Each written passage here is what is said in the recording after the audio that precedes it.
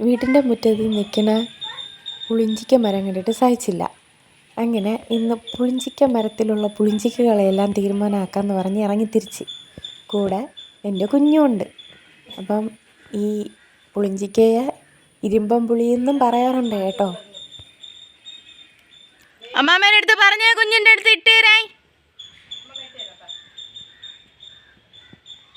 ഒരു നിക്കറിടുന്ന പൊടിപാടാണ് നിങ്ങൾ ലൈവായിട്ട് കേട്ടതിപ്പോൾ. അങ്ങനെ ഞാനും കുഞ്ഞും കൂടെ പണി തുടങ്ങി. ഒരു ബക്കറ്റ് എടുത്തുകൊണ്ട് വന്ന് ഒരു സൈഡിൽ നിന്ന് ഇങ്ങനെ പറിച്ചിടുന്നുണ്ടായിരുന്നു ഞാനും ഒപ്പം എൻ്റെ കുഞ്ഞും കൂടി. നല്ല എൻ്റർടൈൻമെൻ്റ് ആയിരുന്നു ഞങ്ങൾക്ക്.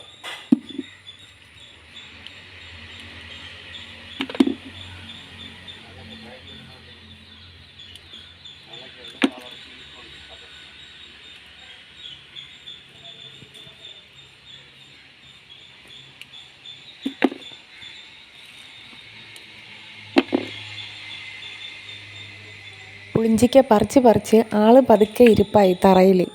പിന്നെ ചീഞ്ഞതും ചപ്പിയതും ചൊട്ടിയതും തറയിൽ വീണ് ചീത്തായതും എല്ലാം കൂടെ വാരിയിടലായി ബക്കറ്റിൽ.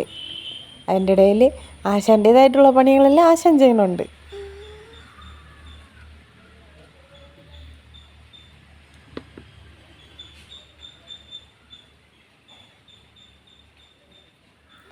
അവസാനം പുളിഞ്ചിക്ക് പറിച്ച് മരത്തിന് ഞങ്ങൾ ഏതാണ്ട് മുട്ടയാക്കി.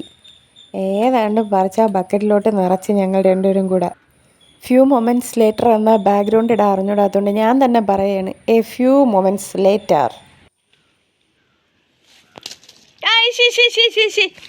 പറിച്ചിടാനുള്ള പെർമിഷനേ ഉള്ളൂ.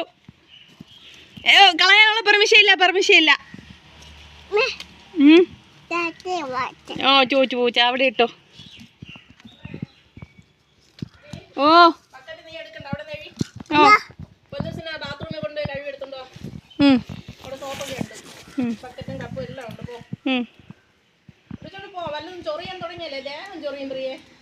അങ്ങനെ ബാക്കിൽ നിന്ന് അമ്മയുടെ വക ഉപദേശവും എത്തി. അതും ഞങ്ങൾ സ്വീകരിച്ചു.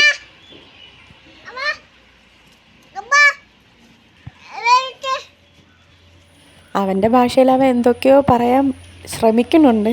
പക്ഷെ ഞങ്ങൾക്കൊന്നും മനസ്സിലാവില്ല എന്നുള്ളതേ ഉള്ളൂ.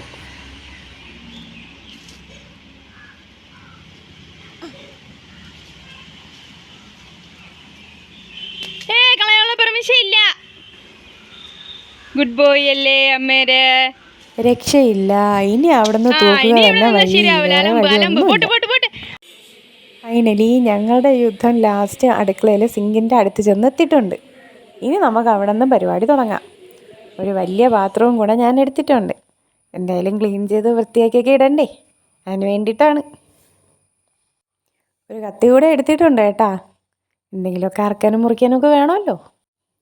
പിന്നെ ഈ ടൈപ്പ് പഴുത്ത പുളികളൊന്നും ഉണക്കാൻ വേണ്ടി എടുക്കരുത്, എന്നാൽ മൊത്തത്തിൽ ചീഞ്ഞു പോവും. അതുകൊണ്ടാണേ. അങ്ങനെ അതിൻ്റെ തലയും വാലുമൊക്കെ അറുത്ത് കളഞ്ഞ് ക്ലീൻ ചെയ്ത് വൃത്തിയാക്കി കഴുകി ഒക്കെ റെഡിയാക്കി വെച്ചിട്ടുണ്ട്.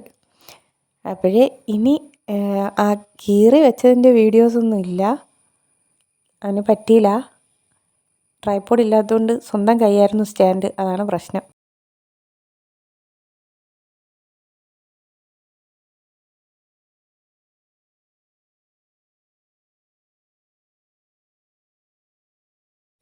ഇനി നന്നായിട്ട് ഉപ്പിട്ട് മിക്സ് ചെയ്തെടുക്കണം. അപ്പം ഒരുവിധം ഉപ്പിട്ടൊക്കെ വെച്ചിട്ടുണ്ട്. പിന്നെ മാക്സിമം അലുമിനിയം ആയാലും സ്റ്റീലായാലും ഒന്നിലും ഈ ഇരുമ്പൻ പുളി അല്ലെങ്കിൽ പുളിഞ്ചിക്ക ഇട്ട് വയ്ക്കാൻ നിൽക്കരുത്. ഇത് പാത്രത്തിൻ്റെ കളറ് മാറും, മാത്രമല്ല എന്തെങ്കിലുമൊക്കെ കെമിക്കൽ റിയാക്ഷൻസ് ഉണ്ടാവാൻ ചാൻസ് കൂടുതലാണ്. അപ്പം ഞങ്ങൾ പതുക്കെ അതിനെന്തോന്ന് ചെയ്യുന്നുണ്ട്, ബക്കറ്റിലോട്ട് മാറ്റുന്നുണ്ട്. ഈ ഷോട്ടിൻ്റെ പിന്നിൽ എൻ്റെ സഹോദരൻ്റെ കൈകളാണ്, അതാണ് ഇത്ര വൃത്തിക്ക് കിട്ടിയത്. എൻ്റെ സൽപുത്രൻ സൈഡിൽ കൂടെ നല്ല ഗംഭീരമായ വിളിയും കാഴ്ചവെക്കുന്നുണ്ട്. ഇതെല്ലാം ഉപ്പിട്ട് പപ്പയെ ഏൽപ്പിച്ച് ഞങ്ങൾ നാട് വിട്ട്. പക്ഷെ പപ്പ എന്തോന്ന് ചെയ്താൽ അത് നല്ല ഭംഗിക്ക് 3-4 ദിവസം മുകളിൽ ടെറസിൽ കൊണ്ടിട്ട് ഉണക്കി ഈ പരുവാക്കി കയ്യിൽ തന്നു. ഇനി എൻ്റെ പരിപാടി എന്ന് പറഞ്ഞു കഴിഞ്ഞാൽ ഇത് അച്ചാറിടുക എന്നുള്ളതാണ്. അതിനി പോവെ അച്ചാറിടാം. എന്തായാലും സാധനം കയ്യിൽ കിട്ടി. ഒരു ബക്കറ്റ് ഉണക്കിയപ്പം കിട്ടിയ സാധനമാണ് ഈ കുഞ്ഞു കുപ്പിയിലിരിക്കുന്നത്. വീഡിയോ ഇഷ്ടമായാൽ ഒന്ന് ലൈക്ക് ചെയ്യണേ, സപ്പോർട്ട് ചെയ്യണേ. ബായ്.